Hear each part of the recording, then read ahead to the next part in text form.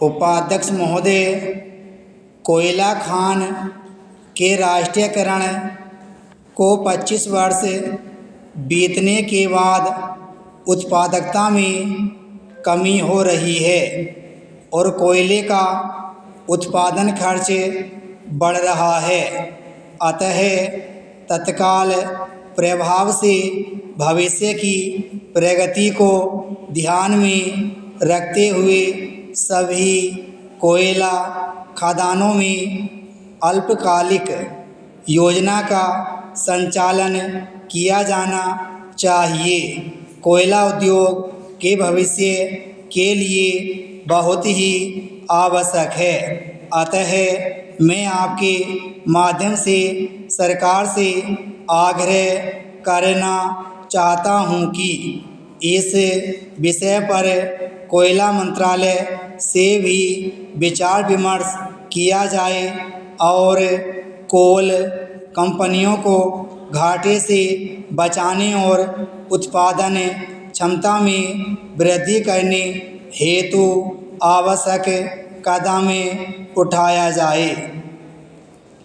जहां तक राष्ट्रीय असंगठित क्षेत्र उद्यम आयोग की स्थापना की गई है, उसमें आपने असंगठित मजदूरों के लिए बहुत सारे काम किए हैं।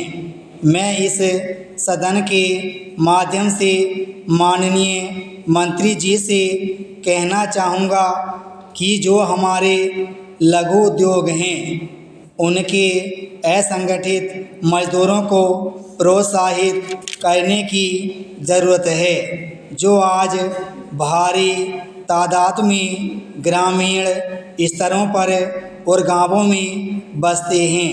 अगर उस श्रेणी में लिया जाए तो बीड़ी श्रमिक, गैर कोयला खान श्रमिक और सिनेमा श्रमिकों के लिए भी आपने कुछ काम किया है। चाहे स्वास्थ्य सेवा हो, आवास हो, बच्चों की शिक्षा हो या पेयजल आपूर्ति हो, उनकी समस्याओं का समाधान नहीं के बराबर हुआ है।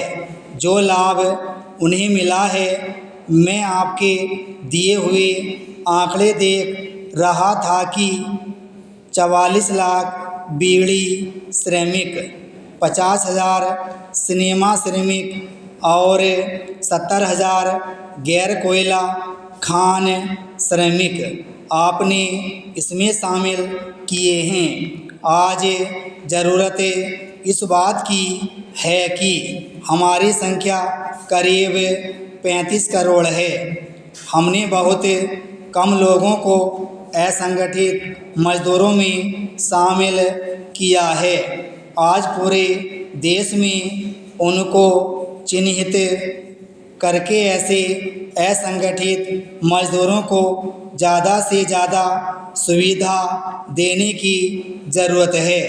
अभी तमाम सदस्यों ने बात कही है कि विश्व के 20 देशों में 13वां स्थान भारत का है, जहां सामाजिक सुरक्षा की बात कही गई है, जिसमें अर्जुन सेनगुप्ता आयोग ने अपनी रिपोर्ट माननीय प्रधानमंत्री जी को सौंपी है। उस पर हमें तेज़ी से काम करने की ज़रूरत है। दिल्ली में ही फुटपाथ पर 30,000 संगठित मजदूर आज भी सोते हैं।